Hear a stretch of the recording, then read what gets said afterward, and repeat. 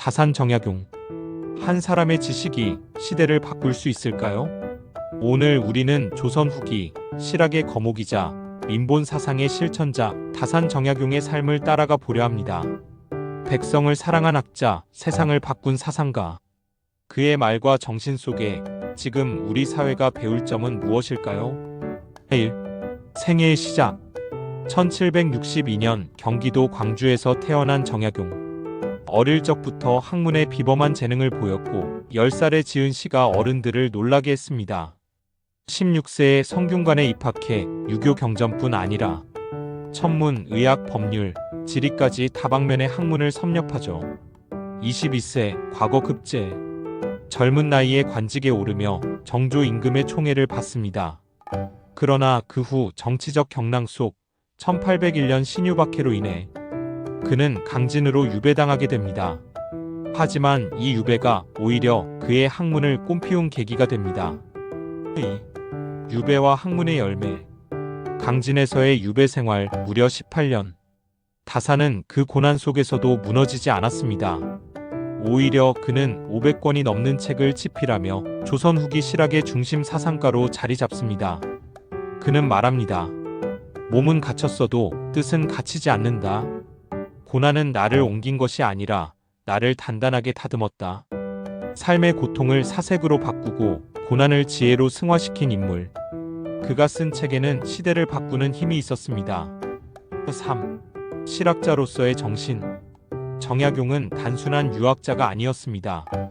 그는 묻습니다. 읽지 말고 써라. 남의 생각을 빌리기 전에 너의 생각을 세워라. 실증적이고 현실적인 학문. 그는 주자학 중심의 공리공론을 넘어 백성을 위한 실용적 지식을 추구합니다. 농업, 상업, 과학, 정치, 법률 등 당시 지식인이 다루기 어려워했던 분야까지 파고들죠. 그의 학문은 사람을 위한 것이었습니다. 4. 대표 저서 소개.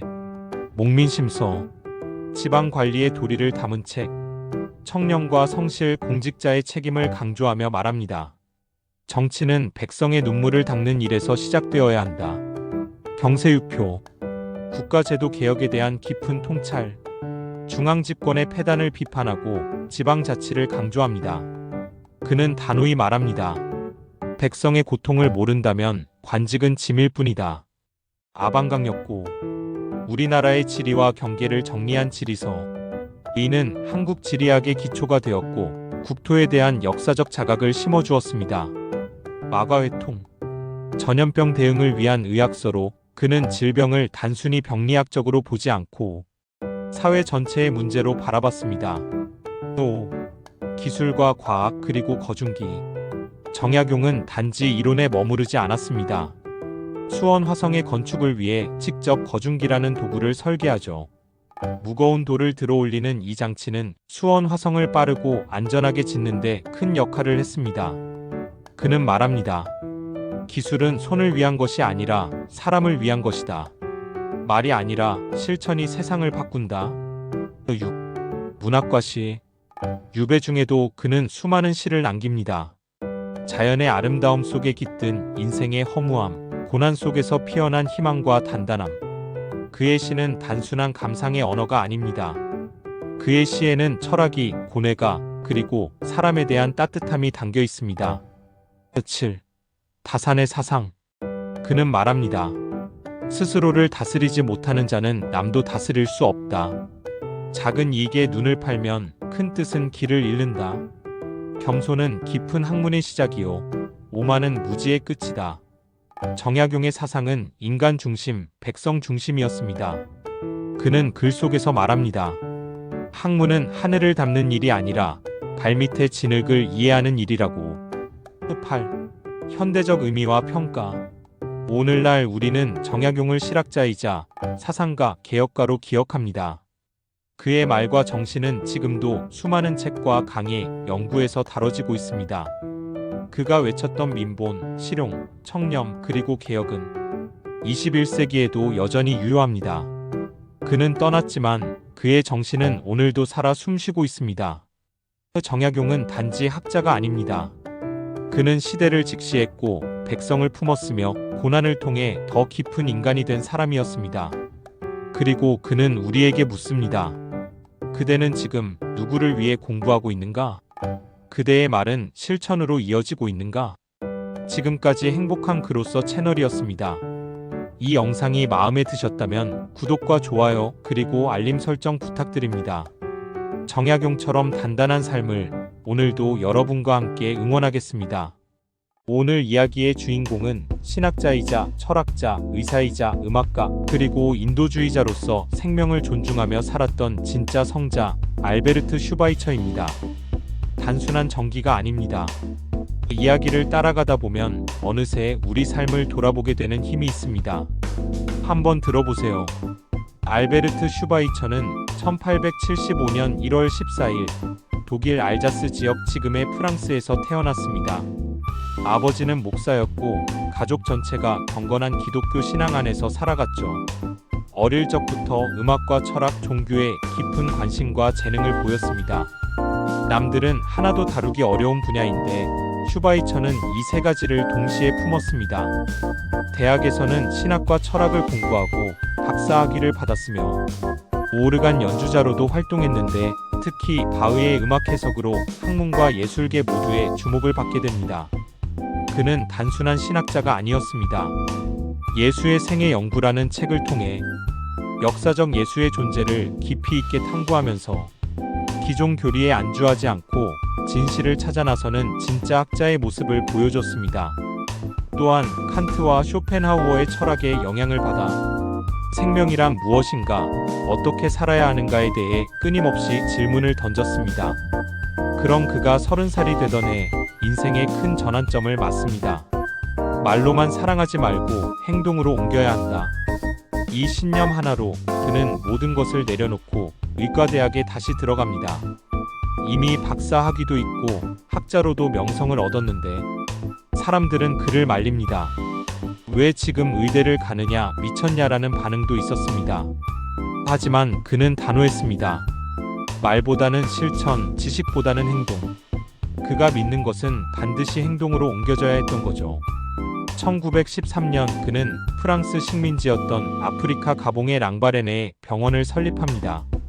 당시는 황열병, 나병, 말라리아로 수많은 이들이 고통받고 있었고 그는 말 그대로 헌신적으로 그들을 치료하기 시작합니다. 물 한 모금도 귀하던 그곳에서 그는 직접 진흙을 나르고 벽돌을 쌓으며 병원을 세웠습니다. 기술자도 없이 돈도 없이 그저 도와야 한다는 마음 하나로. 여기서부터 그의 진짜 철학이 드러납니다. 생명에 대한 경외. 그는 이렇게 말했습니다. 모든 생명은 존엄하며 해치거나 죽이지 않고 존중해야 할 존재다. 이 철학은 단순히 자연을 아끼자는 생태윤리를 넘어서 모든 존재가 공존할 수 있는 사회를 향한 실천윤리로 발전합니다. 그의 생각은 히틀러의 생명경시 사상과 정면으로 부딪힙니다. 전쟁, 학살, 파괴에 맞서 그는 오직 생명은 소중하다는 메시지 하나로 세상과 싸웠습니다. 그 공로로 1952년 그는 노벨 평화상을 받게 됩니다. 그리고 노벨상 상금 전액을 다시 병원과 환자들을 위해 씁니다. 그는 결코 상에 취하거나 권위에 기대지 않았습니다. 늘 현장에 있었고 늘 고통받는 이들 곁에 있었습니다. 그는 핵무기 반대 운동에도 적극적으로 참여했습니다. 이 세상은 지식의 힘보다 양심의 힘이 더 필요하다는 말과 함께요. 말년에 이르러서도 그는 밤마다 바흐 악보를 교정하고 병원 일기를 썼습니다.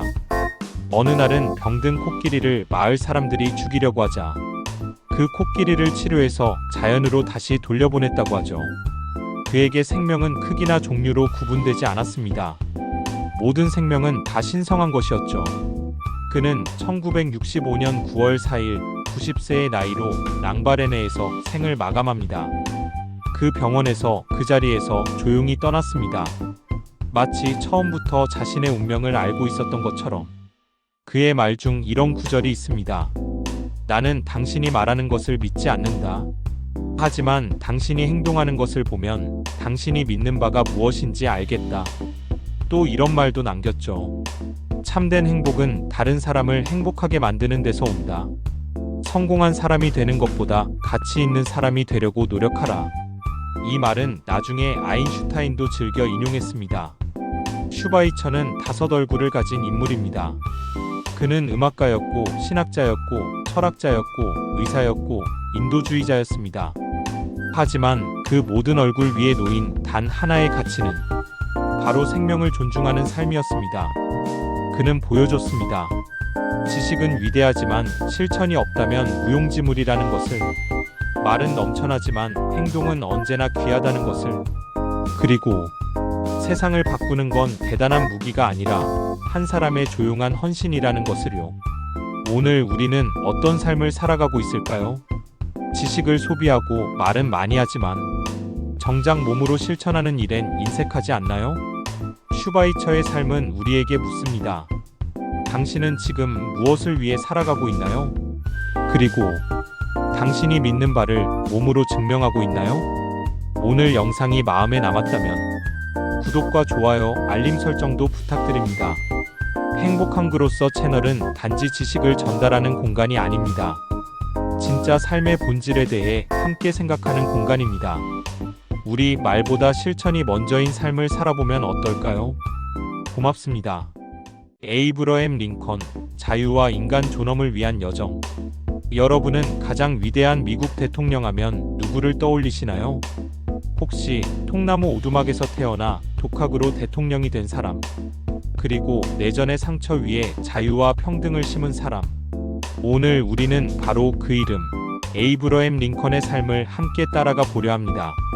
1. 가난한 오두막에서 시작된 이야기. 1809년 2월 12일 미국 켄터키의 작은 오두막. 링컨은 가난한 농부의 아들로 태어납니다. 정규 교육은 고작 1년 남짓. 그러나 그는 책을 사랑했고 성경과 셰익스피어, 역사책과 법률서를 밤새워 읽었습니다. 그를 키운 건 지식에 대한 굶주림이었습니다. 어머니 낸시를 9살에 잃고 인디애나와 일리노이로 이주하며 겪은 가난과 고된 노동. 그러나 그는 정직함, 유머, 연설력으로 사람들 속에 묻히지 않고 빛났습니다. 2. 정치를 시작하다. 가난한 자의 변호사. 1834년 25세의 링컨은 일리노이 주 의회 의원이 됩니다. 그는 말을 잘하는 정치인, 동시에 사람 냄새나는 변호사였습니다. 그는 독학으로 변호사 자격을 취득했고 가난한 사람들 편에 섰습니다. 그래서 가난한 자의 변호사라는 별명을 얻게 되죠. 그는 늘 정의와 공정함의 편에 있었습니다. 3. 노예제를 향한 양심. 공화당의 탄생. 1850년대 미국 사회는 노예제 확대 문제로 극심한 갈등에 휩싸입니다. 링컨은 말합니다. 모든 인간은 평등하게 창조되었다. 그는 노예제 자체보다는 노예제의 확산을 막는 데 집중했습니다. 그는 새로운 정당, 공화당의 중심 인물로 떠오릅니다. 그리고 마침내 1860년 대통령에 당선되죠. 하지만 그의 당선은 남북전쟁의 신호탄이었습니다. 4. 남북전쟁. 연방의 위기, 자유의 기회. 1861년 전쟁은 발발합니다. 남부는 자신들만의 국가, 남부연합을 선언하며 북부를 공격합니다. 링컨의 전쟁 목표는 처음엔 연방 보존, 하지만 곧 노예 해방으로 확대됩니다. 1863년 1월 1일 그는 역사적인 결정을 내립니다. 노예 해방 선언. 그 순간 전쟁은 단순한 영토 싸움이 아니라 인류의 존엄을 위한 싸움이 됩니다. 그는 전쟁을 통해 인간이 인간을 소유하는 세상에 종지부를 찍으려 했습니다. 5. 게티즈버그 연설. 국민의 국민에 의한 국민을 위한. 1863년 11월 전쟁의 최대 격전지 게티즈버그. 수천 명이 쓰러진 그 전쟁터 위에서 링컨은 짧고도 깊은 연설을 남깁니다. 이 나라는 신의 인도 아래 새로운 자유의 탄생을 이루어야 하며 국민의 국민에 의한 국민을 위한 정부는 이 땅에서 사라지지 않을 것이다. 불과 2분 남짓의 연설. 그러나 그 울림은 지금까지도 세계 민주주의의 기준으로 남아 있습니다. 6. 전쟁의 끝, 그리고 너무도 짧은 평화. 1865년 4월 남부는 항복합니다. 전쟁은 끝났습니다. 링컨은 노예제를 폐지하고 연방을 지켜낸 대통령으로 역사에 남습니다. 하지만 그 평화는 너무 짧았습니다. 전쟁이 끝난 지 5일 만인 4월 14일, 링컨은 극장에서 암살당합니다. 그는 미국 역사상 첫 번째 암살된 대통령이 됩니다. 범인은 남부 동조자 존 윌크스 부스. 링컨은 56세의 나이에 자유를 위해 자신의 모든 것을 바친 채 세상을 떠납니다. 7. 링컨이 남긴 것. 인간 존엄과 희망. 링컨은 이렇게 말했습니다. 내가 어떤 인간도 다른 인간을 소유할 권리를 가졌다고 생각하지 않듯 어떤 인간도 나를 소유할 권리를 가졌다고 생각하지 않는다. 그는 법과 제도 이전에 인간의 마음과 가치관을 바꾸려 했던 대통령입니다. 정치, 도덕, 리더십, 소통. 그 모든 영역에서 그는 시민을 위한 지도자였고 정의로운 인간을 실현하려 했던 사람입니다. 8. 그리고 지금 우리에게 묻습니다. 링컨은 죽은 것이 아니라 우리가 민주주의를 위해 행동할 때마다 살아납니다. 그는 우리에게 묻습니다. 당신은 오늘 어떤 가치를 위해 싸우고 있습니까? 당신은 인간답게 살기 위한 용기를 가졌습니까? 링컨의 이야기는 먼 나라의 전설이 아닙니다. 그것은 지금도 이어지고 있는 우리의 이야기입니다. 아우트로. 행복한 그로서 채널 소개. 여기까지 행복한 그로서 채널이었습니다. 우리 모두가 조금 더 단단하고 따뜻하게 살아가기 위한 이야기. 링컨처럼 당신의 삶에도 정직과 용기, 그리고 희망의 씨앗이 자라나길 바랍니다. 이 영상이 마음에 드셨다면 좋아요와 구독, 그리고 알림 설정도 부탁드립니다. 오늘도 당신의 하루를 응원합니다. 불멸의 이순신. 안녕하세요. 오늘은 우리가 꼭 기억해야 할 한 사람, 바로 조선의 영웅, 충무공 이순신 장군에 대해 이야기해 보려고 합니다. 많은 분들이 이순신 장군 하면 딱 한 문장이 떠오르죠. 신에게는 아직도 12척의 배가 남아있사옵니다. 이 한 문장. 이게 단순한 대사가 아니라 절망 속에서도 싸우겠다는 결연한 의지였다는 걸 알고 계셨나요? 당시 조선은 나라 전체가 무너져가는 중이었습니다. 왜군은 파죽지세로 북상했고 조선의 수군은 거의 전멸했죠. 그런데 그 상황에서 이순신은 단 12척의 배로 일본 수군 수백 척을 상대하겠다고 한 겁니다. 이순신의 삶은 말 그대로 고난의 연속이었습니다. 임금에게 버림받고 정적들에게 모함당하고 옥살이까지 했죠. 그럼에도 그는 나라를 떠나지 않았습니다. 왜일까요? 그는 군인이기 전에 백성이었고 충신이기 전에 사람이었습니다. 조선이라는 나라를, 그 백성을 사랑했던 사람. 그래서 그는 스스로를 버리고 나라를 위해 목숨을 걸었습니다. 그 유명한 명량해전도 마찬가지입니다. 13척의 배로 300척의 왜군을 맞아 싸운 전투. 보통 사람이라면 도망가거나 항복했을 겁니다. 그런데 그는 싸우자고 했고 실제로 이겼습니다. 그 승리의 배경에는 단순한 운이 아니라 철저한 준비와 전략, 그리고 군사들과의 신뢰가 있었습니다. 그는 병사들과 밥을 같이 먹고 밤에는 배 위에서 직접 보초를 섰습니다. 전투가 끝나면 먼저 전사자의 무덤을 돌봤고 부상을 입은 병사에게는 직접 약을 발랐죠. 이순신은 싸움에서 이기는 장군이 아니라 사람의 마음을 얻는 장군이었습니다. 그의 일기 난중일기를 보면 하루하루가 고통과 책임감으로 가득 차 있습니다. 울고 괴로워하고 밤잠을 설치는 모습도 나옵니다. 그는 두려움을 숨기지 않았습니다. 다만 두려움 속에서도 물러서지 않았죠. 이순신의 가장 위대한 점은 바로 그겁니다. 두려움에도 불구하고 나아갔다는 것.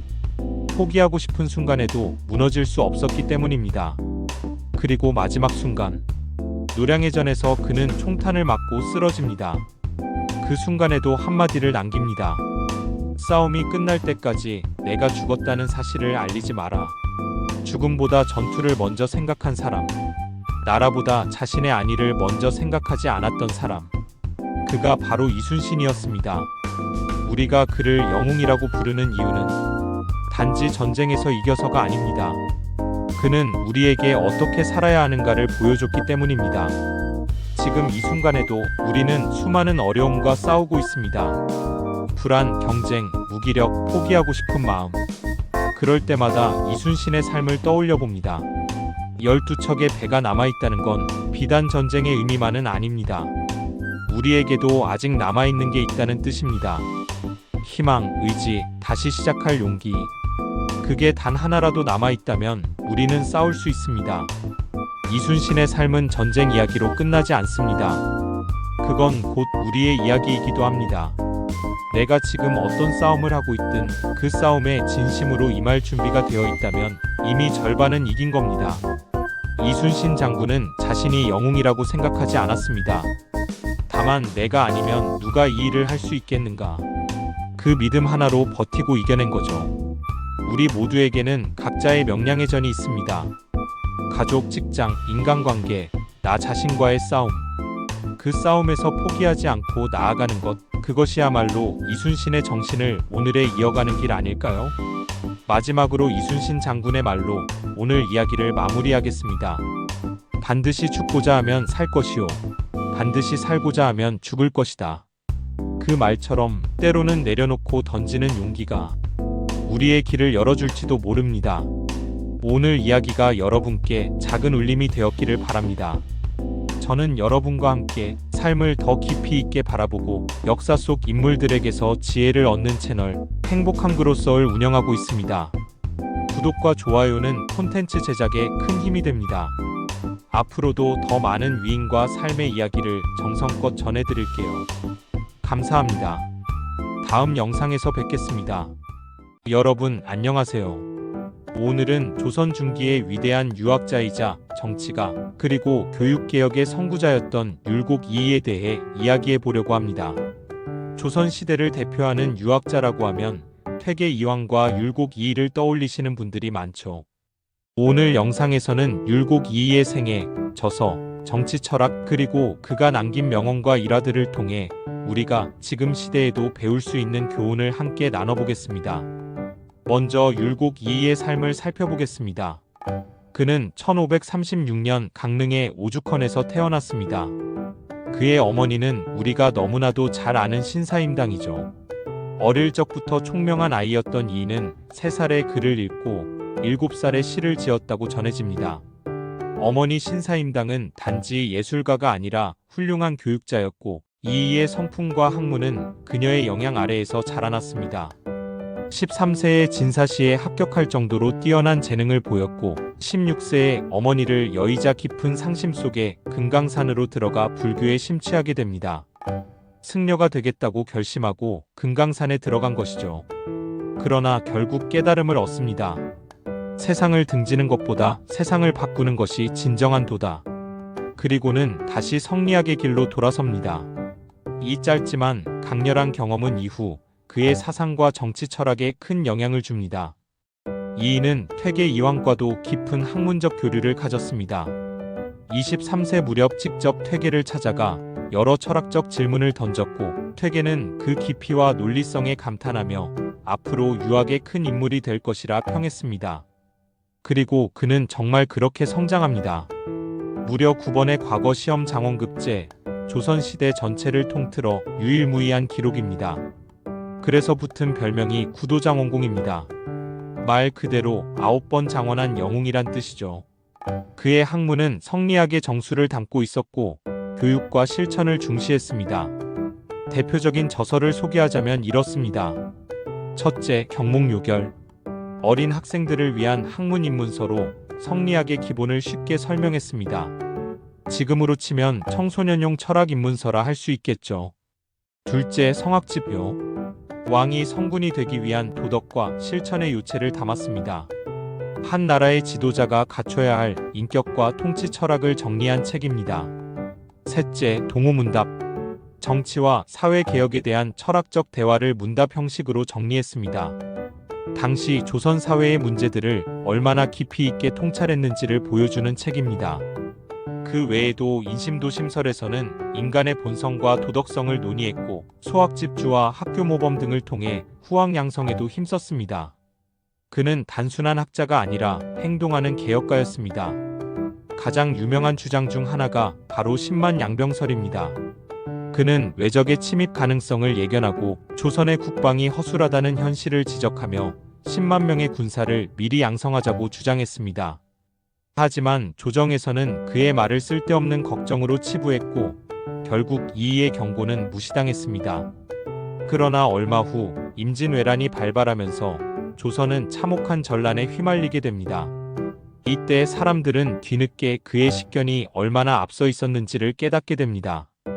율곡 이이는 늘 공경이라는 가치를 강조했습니다. 그가 자주 말한 경은 마음을 바르게 하고 삼가며 매사에 정성을 다하는 태도를 의미합니다.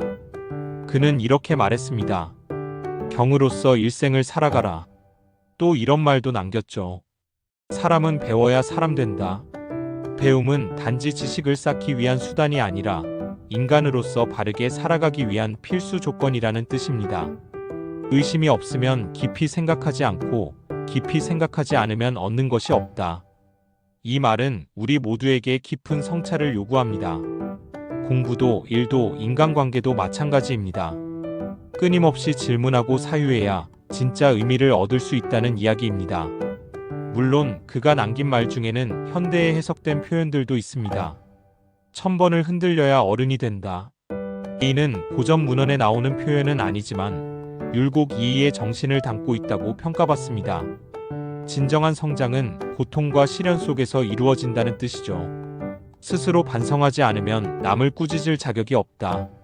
자기 수양, 자기 반성. 율곡의 철학은 항상 자신을 먼저 돌아보는 데서 출발합니다. 유교의 핵심이기도 하죠. 이러한 명언들은 단순한 교훈이 아니라 그의 삶과 철학에서 우러나온 진리입니다.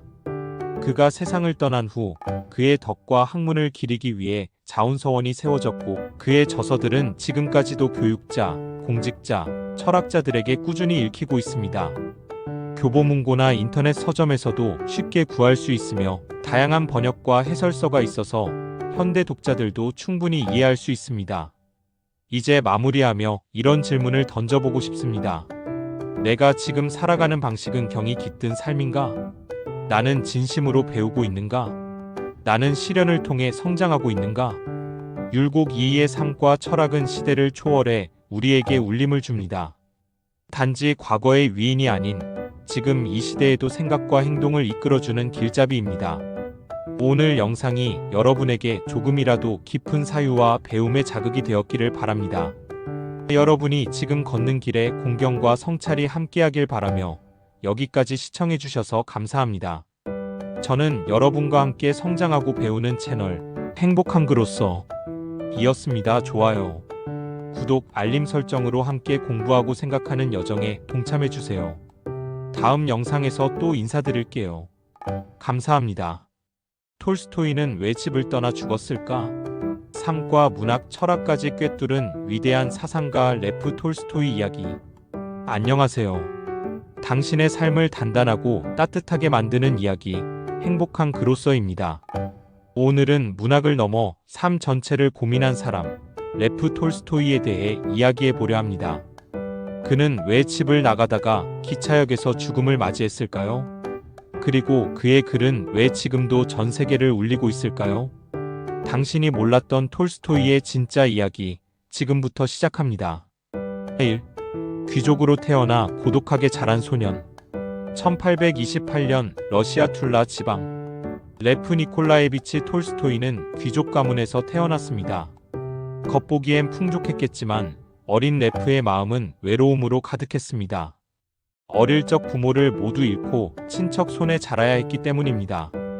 그 고독은 훗날 그의 글에 담긴 인간의 깊은 내면을 만드는 밑거름이 되었죠. 카잔 대학교에 진학해 동양어와 법학을 공부했지만 곧 중퇴합니다. 그리고 방탕한 귀족의 삶으로 빠져들죠. 하지만 그의 인생은 어느 순간 크게 방향을 틀게 됩니다. 2. 전쟁터에서 깨달음을 얻다. 1851년 형을 따라 카카스로 떠난 그는 군 복무를 시작합니다. 그리고 크림 전쟁에 참전하면서 삶과 죽음, 인간의 본질에 대해 깊이 고민하게 됩니다. 이 경험이 그의 문학적 출발점이 되죠. 바로 첫 작품 유년 시절을 통해 문단에 등장하게 됩니다. 전쟁의 참혹함은 톨스토이로 하여금 인간 존재의 연약함과 동시에 고귀함을 직시하게 합니다. 그는 더 이상 허무하게 살 수 없었습니다. 3. 전성기 그리고 세기의 명작들. 1862년 그는 18세의 소피아와 결혼하고 무려 13명의 자녀를 두게 됩니다. 이 시기 그는 엄청난 집중력과 지필 열정으로 불후의 명작들을 씁니다. 먼저 전쟁과 평화. 나폴레옹 전쟁을 배경으로 500명이 넘는 인물을 통해 인간과 역사의 관계, 전쟁과 평화, 삶의 의미를 고찰합니다. 그리고 안나 카레니나. 행복한 가정은 모두 비슷하지만 불행한 가정은 제각각이다. 이 유명한 문장으로 시작되는 이 소설은 불륜과 자아, 사회의 위선을 통해 인간 존재의 복잡함을 그려냅니다. 그리고 부활. 과거 자신이 상처 준 여인을 통해 구원의 길을 걷는 주인공 네을유도프. 이 작품을 통해 톨스토이는 사회의 부패와 종교의 위선을 날카롭게 비판합니다. 4. 작가에서 철학자로 톨스토이주의의 탄생. 중년 이후 톨스토이는 큰 내면의 혼란을 겪습니다. 문학적 명성을 얻고 물질적으로도 풍요했지만 그는 스스로에게 이렇게 묻기 시작합니다. 나는 도대체 왜 사는가? 이 질문은 그를 전혀 새로운 길로 이끕니다. 그는 예수의 산상수훈에 깊이 빠져들며 기존 종교를 거부하고 톨스토이주의라는 독자적인 신념을 만들게 됩니다. 그 핵심은 이렇습니다. 비폭력 무저항 악에 대해 폭력으로 맞서지 않는다. 자기 완성과 금욕사치와 욕망, 부를 거부하고 노동과 검소한 삶을 택한다. 반전반정부주의 국가, 군대, 법제도에 대한 깊은 회의. 이러한 사상은 이후 간디, 마틴 루터 킹, 체 게바라에게도 큰 영향을 줍니다. 말 그대로 문학을 넘은 철학자의 길을 걷기 시작한 겁니다. 5. 글 속에 담긴 깊은 통찰. 톨스토이의 글에는 몇 가지 특징이 있습니다. 첫째, 사실주의. 화려한 미사여구보다 인간의 진실된 모습과 일상을 묘사합니다. 둘째, 도덕적 탐구. 인간은 어떻게 살아야 하는가? 라는 근원적 질문이 작품 곳곳에 녹아 있습니다. 셋째, 철학과 종교의 통합. 삶과 죽음, 신의 존재, 인간 내면을 치열하게 고민한 흔적이 묻어납니다. 대표적으로 단편 이반 일리치의 죽음을 앞둔 판사의 내면을 통해 삶의 진실이 무엇인지 묻는 철학적 작품입니다. 6. 톨스토이의 마지막 길. 삶의 진리를 찾아 헤맨 그는 결국 자신이 가진 모든 것을 내려놓고자 합니다. 재산을 포기하고 민중 속에서 살기를 원했죠. 하지만 그의 가족, 특히 아내 소피아와의 갈등은 깊어졌고 1910년 결국 그는 집을 떠나 유랑을 감행합니다. 그리고 아스타포보 기차역 그곳에서 폐렴으로 쓰러졌고 며칠 뒤 조용히 세상을 떠납니다. 그 나이 82세였습니다. 그의 죽음은 전 세계에 큰 반향을 일으켰습니다. 한 작가의 죽음이 아닌 한 시대의 철학자이자 스승의 퇴장이었기 때문입니다. 7. 톨스토이의 유산. 그의 영향은 지금도 이어지고 있습니다. 전쟁과 평화와 안나 카레니나는 인류 최고의 걸작으로 남아 있습니다. 그의 사상은 간디와 킹 목사의 평화운동의 철학적 뿌리가 되었고 오늘날에도 전 세계 곳곳에서 톨스토이 공동체가 생겨 공동체적 삶을 실천하고 있습니다. 그는 단순한 소설가가 아니었습니다. 자신의 삶 전체를 통해 사랑과 진리를 실천한 존재였죠. 8. 톨스토이의 말들, 우리의 마음에 새기며. 그가 남긴 말 중에 이런 게 있습니다. 모든 사람이 세상을 바꾸려고 하지만 정작 자신을 바꾸려는 사람은 없다. 삶의 목적은 자기 자신을 완성하는 데 있다. 죽음을 아는 사람만이 삶을 제대로 살 수 있다. 이 말들이 오늘을 살아가는 우리에게도 묵직한 울림으로 다가오지 않나요? 오늘 이야기 어떠셨나요? 톨스토이는 글로도 삶으로도 우리에게 묻습니다. 당신은 어떻게 살고 있나요? 그의 삶과 문학 그리고 철학은 지금도 우리에게 중요한 질문을 던지고 있습니다. 지금까지 행복한 글로서였습니다. 당신의 삶을 단단하고 따뜻하게 만드는 이야기 앞으로도 꾸준히 전해드릴게요. 영상이 도움이 되셨다면 구독과 좋아요, 알림 설정 부탁드립니다. 당신의 하루를 진심으로 응원합니다. 감사합니다.